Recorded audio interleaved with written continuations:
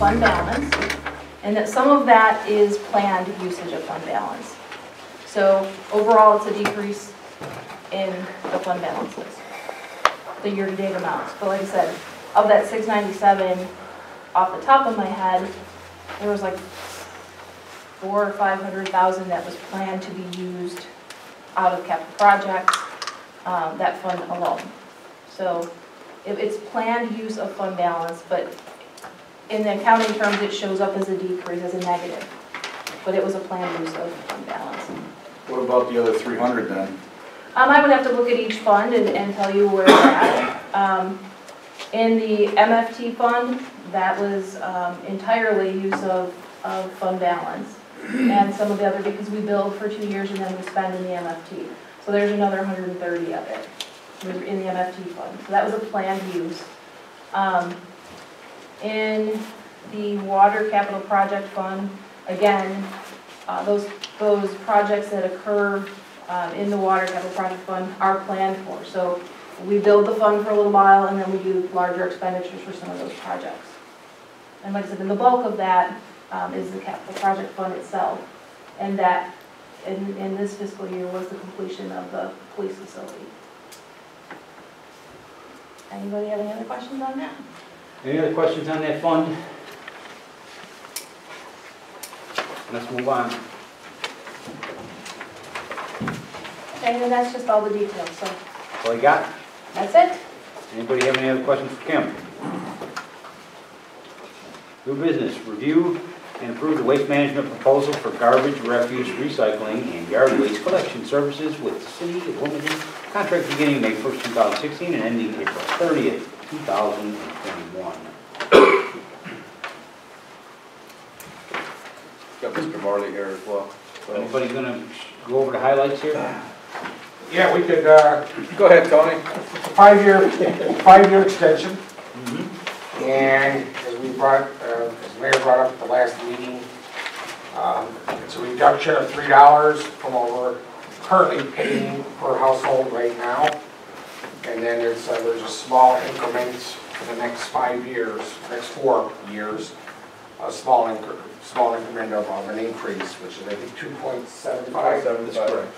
And then a few other, the contract stays together as a whole, so we're not really changing terms and conditions of contract except for porta potties discretionary. We're going to be going up to 15. And a few on the island. And there's going to be 2 more up on the island. And then the construction material, as we've always had certain types of pickups, things that the Public Works tearing something down. You know, we have to pay the tipping fees going to the landfill. They're going to give us an allowance of 50 ton per year. We have to haul it, which we always do anyway, to the landfill. There'll be no fee for that with like 50 ton. That definitely helps us out because even if we're not tearing down any houses over the year, we're picking things up, things damaged, sheds and things like that. You know, we got piles sitting out over at the old sanitary sewer, not large. Storm damage. But yeah, storm damage is usually where most of it comes from. Some of it is our own, you know, equipment too, and it's broken.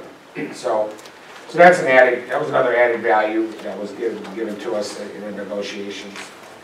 So in the spirit of everything, I think we're. Yeah. I think the big ones were one of the weekly recycling. Oh, the weekly recycling. Yeah, that's the biggest one. Jeez, yes. So it'll be nice to see, and I think we still looking projected probably the second week in June, Mike. Is that what we're looking at? We're still projecting second week of June. I believe the draft agreement that we've given the city gives us till the 16th of June, but that's a no later than the 16th. Right. We are in the process of getting the equipment and hiring the personnel required to do that. So once we get to that point, I mean, we'll at least give a week or 2 notice to the residents so they're aware of the situation. Yes. I know we looked at starting at the first week of June when me and Mike had talked, but we realized that was Memorial Day weekend, and so there's some challenges there with the extra days. So we're pushing for that week after. right? So, That's correct. And the press has kind of picked up on the conversations. correct. So residents have been approaching our drivers and when does it start, when does it start? And so Yes, I think, there's knowledge of it out there and they're anxious for it to be weekly. I think once we get through this portion, then we can, work to announce the weekly, and then we will start no later than 16th of June, and we'll let people take it from there once we get the solid date, and I think we can go. Marty, did the last agreement have a $100,000 bond in it also? I believe so, I don't remember offhand, I'm pretty sure. Because everything really was status quo, other than what we've talked about, which was the reduction, which was going back to weekly recycling, the additional, some of those 30 cubic yarders, and the addition of porta johns. Everything else pretty much stayed the same. You're still allowed to throw away one large item every week with your garbage. We still have the spring cleanup, the one yearly spring cleanup that we got coming up, and stuff like that. So, other than the stuff that Tony and myself highlighted, everything else. It's just a spring cleanup. The fall cleanup was eliminated probably about 8 years ago. I think in the last contract they eliminated the fall cleanup. They just do, basically we have the opportunity for one cleanup a year, and we've kind of designated that as the spring cleanup. It seems to be when most everybody was asking for it, back was where that seemed to even deal with waste management back then. That seemed to be the time when the larger amount of waste was put out was in the spring, more so than the fall. So we just kind of kept with the spring. Anybody have any other questions about the agreement? Can I get a motion to send the agreement to full council for approval? I'll make that motion, Mr. Chairman, send it to full council for approval. Okay, we got a motion to send this to full council for approval. Can we get a second? Here. All in favor? Aye. Opposed? Let's update the open lands island cell tower payment request. What do we got going on here? Yeah, in the extension agreement we had with Open Lands, language was in there that if we do hold the towers, or sell the tower, we're supposed to pay them 90% of the net proceeds. That was after commission and everything like that. So that fee comes to $225,000. They've been asking for us to pay. We were holding off because the director of the management meet to go over exit strategy, how we're going to end this agreement with some satisfaction on both sides. So we definitely have probably 3 different exit strategies. One is we're working with a landowner in the area that is got a piece of land, small 6 acres. That is really probably not a developable piece of land for anything that we're looking at. We've been in contact with that owner about donating that land to us, not to Open Lands. And there'll be an appraisal need to get done on it. The owner is open to the idea because he also has 40 other acres that he wants to annex into the community for commercial and industrial up on Route 53. So we'll get a credit for that donation once we get the appraisal done. My guess is it could be anywhere from $150,000 to $200,000 credit that would go toward our principal. The other strategy is I'm working with an agency that has asked me to keep confidential because they only have so much funds left in their pool. But it is a regulatory state agency that has earmarked $250,000 for us in lieu of the OSLAD money. So we're working through all the paperwork right now. So it looks like we're going to get some funds. Well, $250,000 is what they earmarked for us. Hopefully we'll be able to have that agreements that we'll be able to bring to everybody in May. For you guys to vote on for that grant. That's a grant. It's not a loan. It's anything else. So that'll be a grant in lieu of the OSLAD grant. So at the end of the day, with this $225,000 that we would be paying them, everything goes down in principal. So at the end of the day, we might have a credit if we do get this land donated to us, and we do get the $250,000, we won't owe open lands any other funds, and we might even get a refund back to us.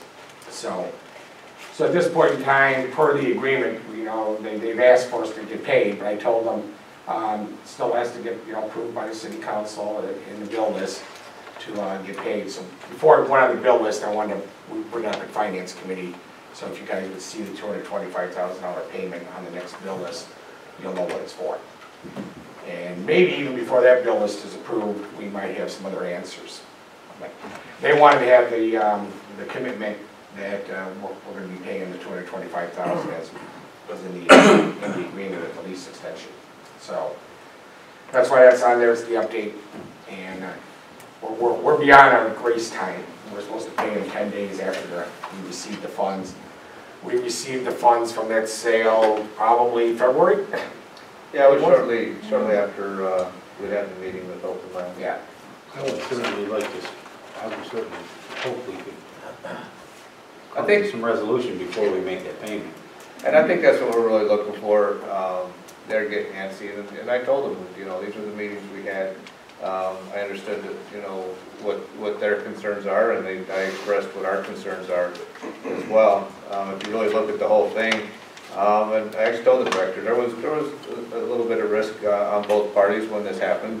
Open Lands typically doesn't do this type of thing with municipalities, and we typically don't go look out to make this purchase, but even at the time, and looking at the Osland and everything else, everything looked very promising, but then there was naturally a change of the guard down south in Springfield that kind of, you know, put a kind of a kink in a lot of this stuff. So, I mean, even with how we're progressing now, I think it's working, but you know, even and I told him, I said, if we can't come to some type of resolution, you know, we would even consider, you know, that we default on the property. I mean, that's just something that we have to take into account, because we have a responsibility to our taxpayers as well.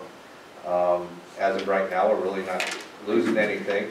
We're not gaining anything, but I think we're moving in that process where we can gain something and take a piece of property that can really become a showcase and an advertisement to our Island City Park, which is really kind of a natural draw to the local community and to tourism in general. So that's where we're at.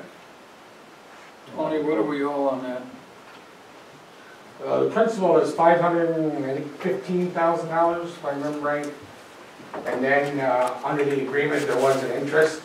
We've always basically told them that, you know, at this point, we'll probably have to ask for forgiveness on the interest. So with the interest, I think we had an invoice at one time, it was like $630,000. But they've, in the lease extension agreement, we even said it, when we do make the payment, it's on principal, it's going off the principal, it's not going over interest. And they understood that, and they were okay Yeah. with that. And well, it's in the agreement, it says that. And they're asking for $225,000 right now? Yeah, they want us to honor the agreement, and that was for the lease Sell the extension. cell tower. So, we sold the cell tower, that they would like to get that payment. It's impossible to honor the original agreement without the grant being part of it. The grant was part of the original agreement. Correct. That being said, I would hate to see us make that payment and then default. That would make no sense whatsoever. Yeah. Yeah, I think we got, we sort of have a legal challenge here, because we did agree to a lease extension, and in the lease extension, we did put language in there that if we did sell the cell tower, we would make the payment of 90% once we get the proceeds. So we do have they do have a legal standing to ask for the funds. But like I told them, you could ask, I can bring it to the city council. It's going to have to go on an approval process, and the city council will make a determination when they release those funds. So that's why it's on the agenda tonight. Is I told them the problem is not going to be executive session. It's going to be out in the public. They have not put a demand in, and I would think once we get a legal demand, then we got to take some type of action. But we could always discuss that. So I think we're moving in the right direction. I'm trying to get the What I would like to be able to do is over the next, I sent a letter of a donation intent to the property owner, asking him to sign off on it, because we weren't going to spend the money on an appraisal if he's not going to donate it. And I'm waiting for him to return back to his homeland here. I mean, Illinois is not up there. And once he gets back, he'll be getting a hold of me, and I'm hoping I'm going to be able to have that donation letter in the next maybe 2 weeks, if not sooner. Before our next meeting, possibly? Yeah, that's the deadline I put out. By April 30th, I wanted him to sign off on that letter. I thought he needed the sign off before April 15th for tax purposes, so that he could put it, he could backdate it into the donation if he needed to for the 2015 tax year. But he ended up saying, no, I don't need it. I don't need it for this year. I don't need it for the 2015 tax year. I need it for the 2016 tax year. So I think we'll get that letter very shortly, and then we'll get the appraisal done, and then we'll know how much of a donation it'll actually be worth. And then, of course, he donates the land to us, and then we could make some arrangements with open lands. Maybe part of the settlement and maybe come to a resolution. Yeah. Keep us posted, would you please? Yeah. Oh, yeah.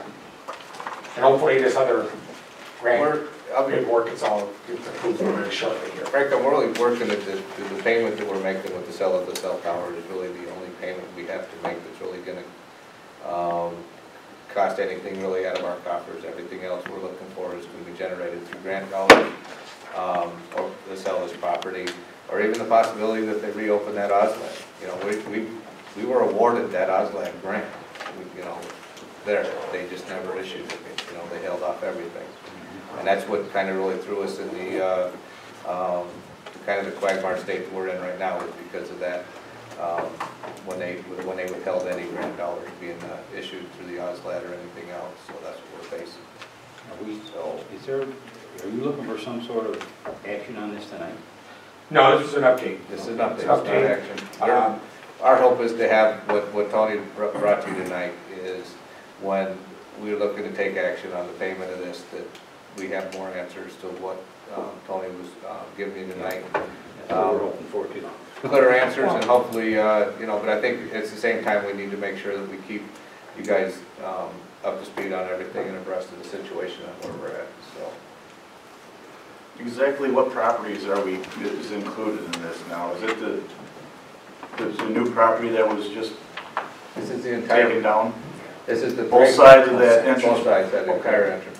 How many homes were? 1, 2, 3, 5. It was 5. There was a 2 on the east side were falling apart, the total disrepair. 2 on the west side. West side. 3 on the east. So it was able to take away right away, Yeah. and then the other 3 came later. Any other questions on that right now? All right, let's move on to discussion on the First Amendment to the J. Prologis Annexation Agreement and request to publish for the public hearing on 5/17/2016. Yeah, for this amendment, we're looking at that date. We got to publish the amendment because we're looking at monetary changes within the agreement. And a little history: the agreement was for a master plan for over 700 acres, and so a lot of the changes that you're going to see in the agreement, besides with the water, is basically all common areas that they were going to have that was going to be part of the master plan, which they're going to have regional stormwater, they were going to have roads and utilities similar to what we're dealing with Bridgeport, all owned by one entity. And Prologis did have an option to buy the rest of the property. They didn't take down that option. They only took down 178 acres. Adam Tyler from Prologis is here representing them tonight in the discussion. Once we got the fire flow testing back, as you all know the results of that, there's not the need for the water tower is not been indicated by engineering, especially for life safety. We do have enough pressure, we do have enough capacity and supply on hand. And a lot of that had to do with a lot of things that we did over the last 5-6 years of improving our water system. When this project was approved in 2007, 2008, we didn't have the water tower on Ridgeport. We didn't have all the improvements done to our sewer plant and in our water plant. So with the updates that are coming in, we're in a good position to be able to say we don't need the elevated water tank. We do need other improvements. As you know, when the fire flow thing came through, some of those improvements are we have some small lines that we would like to get improved in the old area, and then of course the river crossing.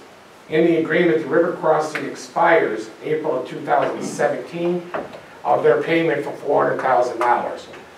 So in the packet what you have is Prologis is willing to pay $250,000 for that $400,000 payment, even though in a year from now, and the way the agreement is written, it isn't just we have to get a permit, we have to get construction started, awarded, and we have to have all the engineering done. Well, we're not going to have all that done by April of next year.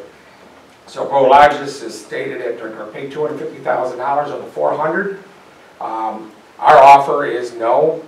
We're asking for $400,000 because ultimately we're going to build a river crossing. The intent was there by both parties that we would have the river crossing get built, and Prologis was going to pay $400,000 for that. So it's really now coming down to decision making to accept the $250,000 payment as part of the amendment, amend the other components. The one thing we are going to amend too is within that master plan agreement, a lot of that payment for that water tower, there were fees and everything that were being waived. But in the new agreement, any user that's going to come in on any of the property out there will have to still pay all the fees. If they need extra water capacity or they need anything that's due to their type of business, they'll have to pay their own way for that. And that's good because that's how we have it set up with most companies that come in regards to things on a lot by lot basis. Now Prologis only owns 178 acres of what's left out there, which is about another 500 acres that is owned by Jada. And at this point in time, the agreement though had a lot of language that said Jada/Prologis, but Prologis is the one making the payments. Now, Paul, we just cleaned up, we just finally got the final audit done on the South Arsenal Road. We're waiting for that too before we were going to go on with this. Prologis has made their final payment on that road. It was $201,000, was still owed when we went through the IDOT books. And so they made their payment last week. So they don't owe anything on South Arsenal Road. So they met all the obligations. And I believe at the end of the day, Prologis has spent hundreds of thousands of dollars. I don't know if they haven't had the final number. I think it was actually over $6 million. Okay, So $1 million, okay. It's a couple zeros off. Couple zeros off on that thing. So they've already spent $6 million in infrastructure improvements on this property, and they don't have a sale. They own 178 acres. So the reason we would recommend this amendment with some type of compensation for the river crossing, I still think we should stay strong on the $400,000. I know that's the mayor's position too. Prologis is at $250,000. It's not always nice to negotiate in a public forum, but in the spirit of everything I told Adam, you've been there before. Let's talk a little bit and see where we can find a common ground here. I'll let Adam talk for a minute or two why it's important to get the amendment done too for marketability of that property in the future and where Prologis is planning on doing with the property. So. Yeah, thanks, Tony. And as Tony mentioned, we purchased the property in the mid-2000s with the plan of acquiring additional acreage from Jada to do a master plan industrial park. And unfortunately, right after that acquisition, the economy had a downturn. And in addition to that, the original plan was to really have this park support the intermodal. And because of the downturn in the economy and some change with the intermodal, it really just hasn't panned out as we had planned. And it's not due to lack of effort on the city's part or our part. We've been marketing the property and trying to find users to build the suits for, or even to sell land parcels, but it just has not worked out as any of us had hoped. We have been committed to the site and making additional numerous improvements to that area to help at some point allow there to be development there, but just again hasn't really worked out to date. We at this point would like to kind of deal with the city to get relief off of the water tower as per the study which we helped fund to determine whether or not would be needed to get relief off of that. And then again with the river crossing, which won't be done in time for the April 2017 date, but we're going to make some contribution to the city so that you have funds if you want to put that towards river crossing or whatever else the city would like to do with it. You know, again, we've been committed to this site, and we're still trying to find years we could really need some relief on these things to try to make the site more marketable. And we got some definite challenges, and I know, you know, as Tony mentioned, you know, I was really holding with the 400,000 because as Tony mentioned early on, it was really based on us as a city and our council and our continued push for growth, even though it was the opposite way of where Prologis was. It really created the benefit to where that water tower become unnecessary, you know, so to speak. So it's because of that, you know, you can almost be certain that if we hadn't made that push and made that determination to continue with our growth, the need for that water tower would probably be a lot greater now than what it was even back in 2007, 2008. And that was one of the reasons where I kind of hold true to the 400,000, knowing that based on the way the agreement was, the actual demands weren't going to be needed. But we've done those improvements to kind of eliminate a tower that was what, 1.3 maybe more $1 million. Yeah. So yeah, the tower would have been somewhere around 2.3 million is what the estimate was. And that's a lot, really one of the big spaces that I looked at when I was looking at, you know, as I was trying to commit to dollars and figure out where it was at and how everything done. And that study did show that the tower wouldn't be necessary, but it wasn't. Yeah, but it was not due to lack of what had already been transpired since you guys had bought the property. So. Right. And with regard to the tower, I mean, the recommendation was actually the tower, you know, shouldn't be built for various reasons. And again, we're willing to take on the responsibility of any development that goes on if any improvement is needed to the fire suppression, that either a small tank be built on site or there's other options which we can supplement the city water. So the city would not be responsible for financially going forward for you know, any of the water systems for the site. So you know, we would be still taking that on 100%. And we got the agreement written that way. Life safety, we're not waiving any life safety responsibility at all for any user. If they come in for a permit, they're going to have to pay their fair share to build that life safety system if needed. You know, so I think we're sort of at that great time of negotiations when you buy that you know, when you buy anything or sell anything. So I think we're, you know, the consensus of the board, two things we're asking for. One, we need to go to a public hearing because we have to publish this amendment because of the dollars that are involved. Also, there's any type of amendment like this to an annexation agreement needs 2/3 vote. So 6 of you would have to be yes for it to happen. So for it to be probably viable, you know, I think we're looking for consensus. Is there any movement on the 400,000? They're at 250, we're at 4. I'm not going to start acting like an auctioneer, but that's where we're at. And I think that's what Adam's looking for too, because he has bosses he has to go back to and say, hey, the council heard all the facts, and if the consensus to go to public hearing and the amendments is to try to find a common ground between the 250 and 400. That would be the first question. If you're open to that. Adam did give me a little indicator that they would be willing to make a movement, but not up to 400,000.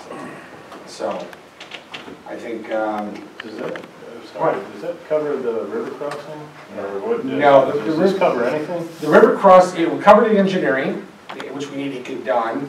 It would cover the permitting that we would need to do to move forward for a contract for river crossing.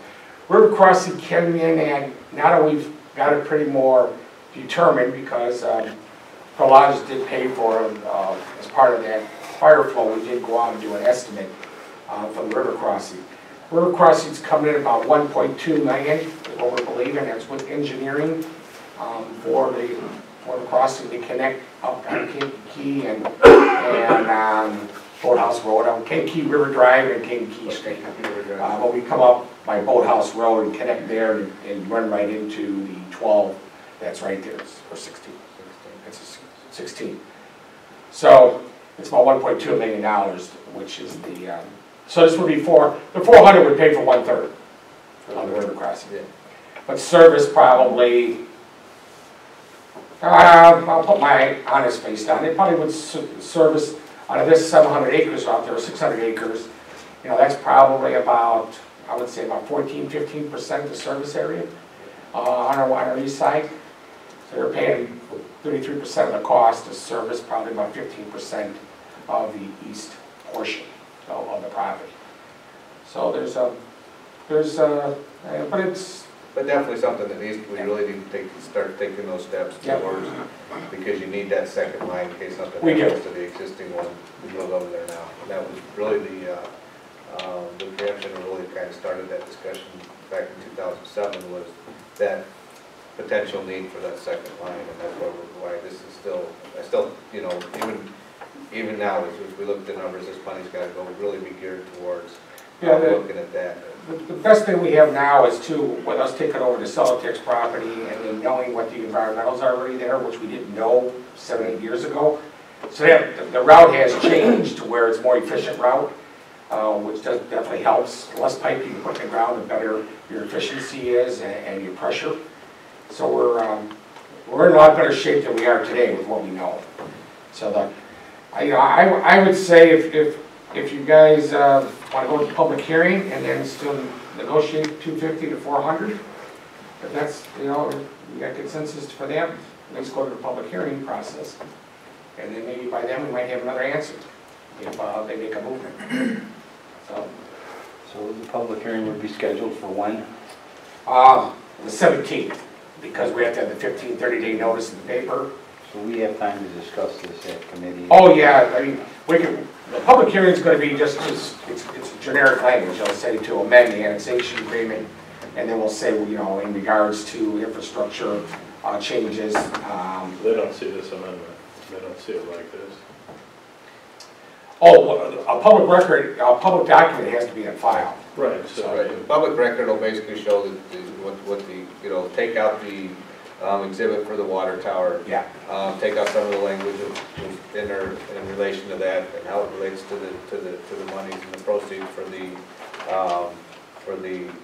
what we just been talking about, the river crossing and stuff like that, making those necessary changes, and the money, however we decided, you know where I'm at, and then in lieu of this, you know, that's all put into the entire annexation agreement. And as far as the public document goes, before public hearing, people have the opportunity to come and see that document in its entirety as it's written in more of a draft form until after the public hearing and passage. So. Well, you know, we're obviously making a large concession, lifting some of these burdens off of this property too.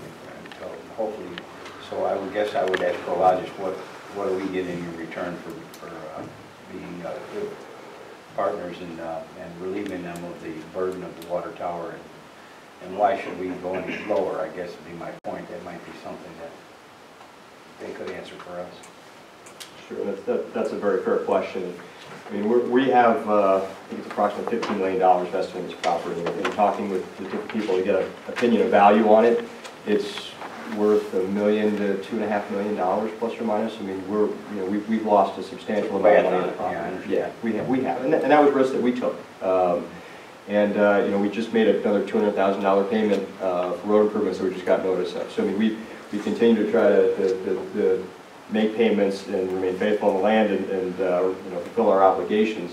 But in all honesty, with the water tower and the river crossing, I mean, if the city were to put both of those to us at this point, that's more than the property would be worth, and you know, we'd have a very difficult financial decision to make on whether or not it would be worth our while to make those payments and you know, continue with the property or to default on it. And we obviously don't want to do that for a variety of reasons, but you know, we've been hurt pretty bad on this property. We're again willing to make a financial contribution to the city so that you can use it towards the river crossing, whatever you'd like. We do feel like the 250 is, you know, fair in that sense. The tax abatements in place after occupancy, There is some tax abatements, Yes. yeah. And those you're asking also to remain in effect as far as the tax abatements go? We would ask that. I mean, that could be for discussion purposes. We think from a marketability standpoint, you know, to get a user in there would benefit everybody, the city and us included. So eliminating those, we think could hurt the marketability going forward. So we'd ask that you keep got it in several place. challenges. What's I that? think you got several. I think the Walter Strawn drag closing kind The of. Walter Straw is, yeah, has hurt substantially the marketability, but yeah, I mean, the city has been great with various incentives and business-friendly environment to try to attract users. It's just unfortunate for a variety of reasons, it just hasn't, the users have not been willing to come to the site. And part of it lately has just been the fact that it's, with these obligations, it's hard for us to, you know, put a best proposal out to different users. You know, when we have, you know, $2+ million obligation for the water tower and then the $400,000 with the river crossing. So we think by making these revisions will be much more marketable to both users or other owner developers for the site. I'll ask a hard question too, Adam, because I know reports came out several months ago about Prologis being more or less land flush, you know, having too much property. Is that still the case with Prologis, or are they still? We as a whole have more land than what we would like to have globally. And to be honest with you, this site does not really meet our current investment criteria. So, you know, with this revision of the annexation agreement, we're going to ideally sell to a user or do a development with the user, but we're also going to look to sell to other owner developers. And you know, we only do industrial. And as Tony and I have talked about, there's some potential with this site that maybe another use would work better there, maybe for at least a portion of the site. And another owner developer might have those connections or have that vision that we haven't really explored. So there could be some benefits from somebody else on the site as well. But yeah, we will likely look to divest of the property one way or another. All good things to know.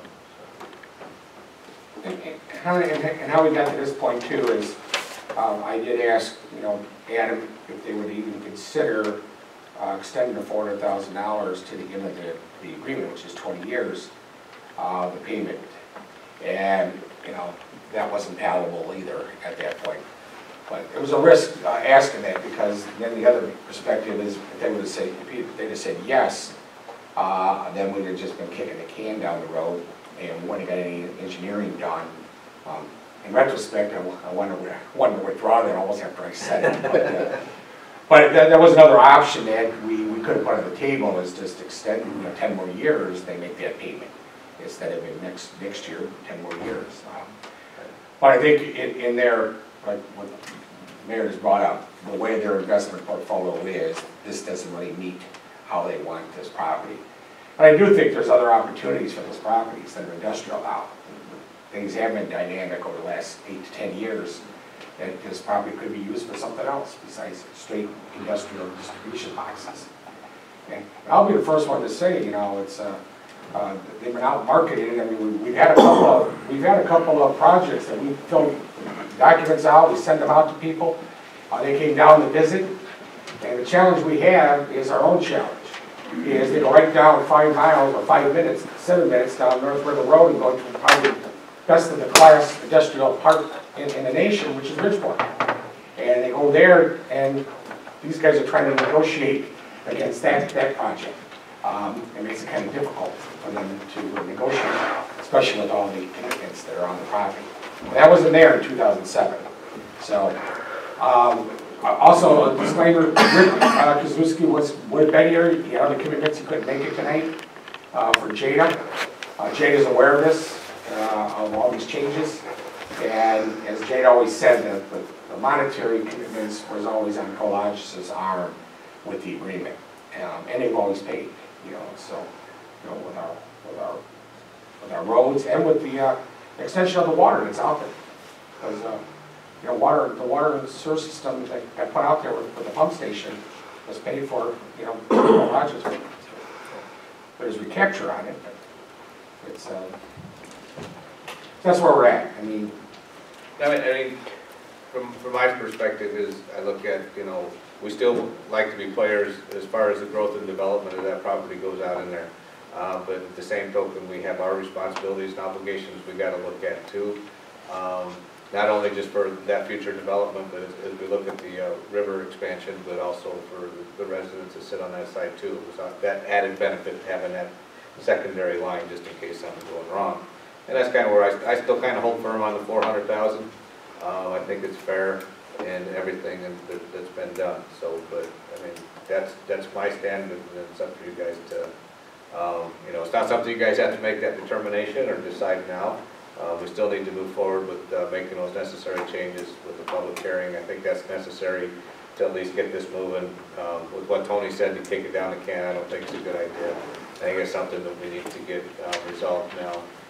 Pushing it down doesn't solve anything. I'll tell you, getting engineering done is going to be a great benefit for some of the programs that are coming down the pipe for higher water quality, redundancy in water systems with surface water. The EPA has come out with new rules about redundancy. So I believe in the next 3 to 5 years, we're going to either have to dig another well, or we're going to have to be able to show that we have redundancy in our system. And the redundancy for this system is going to be another river crossing, so that the public can be serviced not just from one source coming from our water plant. There'll be a second source in case something happens with that line under the river type thing. So getting the engineering done, it's always good to have shovel ready as we go into the EPA for these forgiveness loans that they provide. They've got a project ready to go, and it shows very feasible. We also got to do a little bit of environmental as part of why the money's 175,000. When you do the river, we got to do an environmental assessment too. So it would be very good to. I mean, as everybody's sort of looking at it, if we're on the right track. If we all agree with what the mayor says, you know, 400,000 is where you're at. I'll let them bring something back. I've always been a proponent in negotiations. That's our offer, that's their offer. Well, stay at your offer and see if you can come. Well, at this point, I think we need to discuss it in, at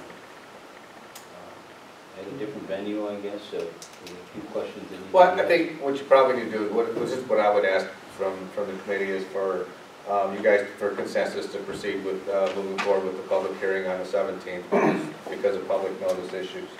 At the secondly, as it relates to the dollars amount, give you guys time to absorb it. You know, think about it amongst yourselves or whatever. And if we need to, you know, have another meeting, which we can very well do, we can tie it on for discussion at the next council meeting in May. To encourage those discussions, or we can have this as part of our budget hearings, our budget meetings we have going on. I have no problem with that. You know, for some of you, this may be, you know, really the first time you've really had this much information as it relates to the Prologis property. A lot of you may not have been on council at the time and may not have had the type of information that you get now. And you might want to research some more information as it relates to this agreement. Look at the original annexation agreement, see how it was drawn up, what it meant to you guys, and then form your own opinions. We can have that discussion either at the next budget meeting or at the next council meeting, however you want to do it. But I think we really need to move forward with at least being able to process the public knowledge. Well, we have a meeting scheduled for tomorrow. Yes, there's a Yeah, there's one. We don't have time to add that to the... No, I think we got one next week too. So we have capital and that next to following. So why don't you put it on the agenda for the next meeting so you can get it yeah. to the public, the proper amount. Yeah, we'll do the one we'll put it under the capital, we'll kind of fit right in. Capital project would be a good one. Yep. That sounds good. But we need consensus for the public hearing so we can move forward on that. Yeah, there's a few things I'd like to discuss with the council before we make a decision on making any consent. I would like to ask for more information on this water tower issue. When they were required to put it in, how much, at what time? Are they still required to put it in? How much money will they be saving? Are we not making them put up a water tower? Yeah, the proposal right now is... Bring it up. Yeah, we can talk about that, but yeah, the proposal right now is we would eliminate the water tower condition within the annexation agreement. That'll be eliminated. And that's what created the study. From the study. When we had the water and sewer several months ago, we talked about this study, this this water study we had, that was tied into the need that, which was really the big basis of the water study. Was Yeah, I understand, we don't need a water tower, but they're on the hook for $1 million water tower, right? Now that we don't need it. $1 million gallon. A million gallon, about 2.3 million, 2.4 million was what the estimated cost was back in 2007. So this new agreement is completely washing that away? It's washing it away, that they don't have to put it up front. What it does state is if a user does need the water tower, if there is a water tower that's needed because of a user, that user's still gonna have to pay for it. It's just happy to put, like, the way we did Bridgeport, I think we all learned a lesson on this one. The way we did Bridgeport is before we could even give a building permit, Bridgeport had to install all the infrastructure required, which was the water lines, the sewer lines, the roads, and the water tower. And then they couldn't even be eligible for a building permit.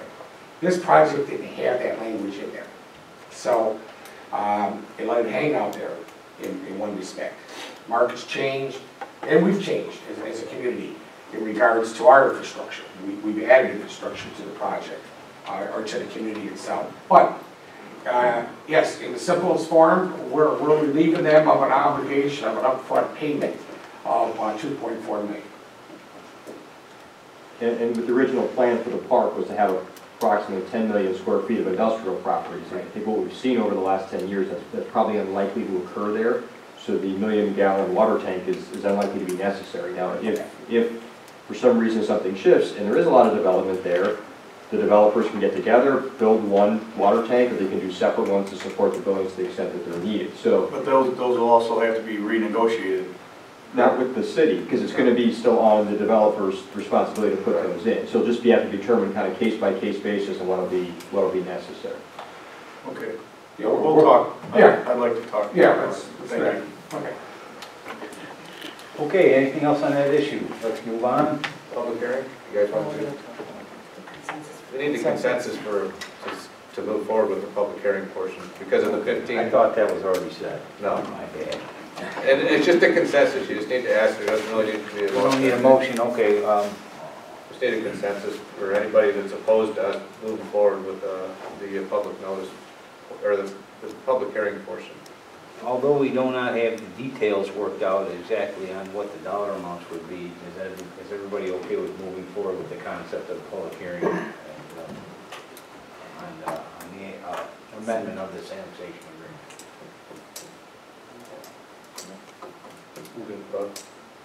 It's just public hearing, doesn't mean we're right after the public hearing, we're approving anything, it's just one of the steps that need to be done when it comes to the change in the amendment of the annexation. I'd say we have. Okay. I would love to see the public come and listen to what everybody has to say, so I'm definitely for it. Good. Okay, All right, thanks, guys. let's move on. Last issue. Review and approve the service agreement for on-call water and wastewater engineering support as provided by Strand. Why do we need these guys? Oh, we've been paying these guys on an on-call already. Their accounting process, they would like to have an agreement, because Colby calls, well, not Colby talk, I mean, Colby needs assistance. Yeah, there's time when I need assistance from Tim or one of those guys from Strand, that I call them up, you know, give me a hand doing this or doing that. They have no problem doing that. It's just their financial department, their budget, you know, they want to have a contract to state that, you know, they have something with the city that makes it okay for Tim to do some on-call work. You know, as he has in the past, it's just they want to have some kind of agreement with us that states it's okay, you know, for them to do that. They usually have their company on this. Or there's a written agreement instead of the verbal agreement. Yeah, right, exactly. That's all it is. There's no guarantees in it? There's no guaranteed money? No, There's no. Is there a rate sheet attached to? Yeah, it's on the back there. The rates are on there. This is probably the third one we have. We have one with Hay Associates, they're our stormwater guys. We also have one with HR Grain, because we do ask for assistance from them. And actually, we have one for architects. You know, have to pay them, but if you ever need the architecture. What's on the compensation? Can you explain that to me, please? What do you mean? Owner shall compensate engineer for services under this task order on an hourly rate basis plus estimated expenses at an estimated fee of $10,000. That'd be the cap on the actual agreement with them, you know, they couldn't do anything for over $10,000 based on what we're doing here, so it's an hourly rate thing that, you know, they can't do any more work over 10, it's gonna cost more than $10,000. They'll have their own agreements for that type of work if we approach it. Yeah, if it's a project that's above 10,000, then it's different. These wide swings in the hourly billing rate are the difference between straight time and overtime, what are they? It's just based on who we're using. How far based behind on the their- guy is, they send, is that what? Yeah, I mean, how many years' experience these guys have, I mean, Tim does pretty much all our work for us, and I think he's right around 130 or something. I don't think he's in the, yeah, he's in the 82 to 154, yes. He's one of the project managers, or he's the one that does probably 95% of the work for us. Which would be obvious because he knows the city board better than anybody else because he's been dealing with our stuff. And that won't change so they can, 15 years? We don't No, need the no. $400. no, we don't need the $400 guy. We're No, right, okay. exactly, right. If we do, I think we got a real big project that needs to be done. Or we got a big problem. We have a big problem, yeah. Yeah. So we just need a motion to send that up. Do you want to have that erased? That option off of this contract? Do we ever use a principal engineer? I would say very rarely.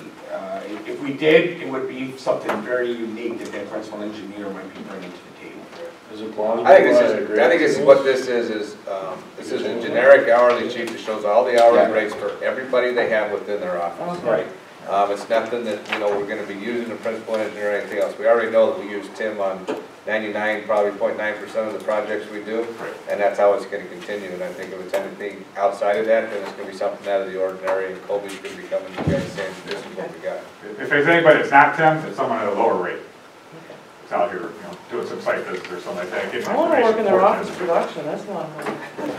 And it's managed by Colby.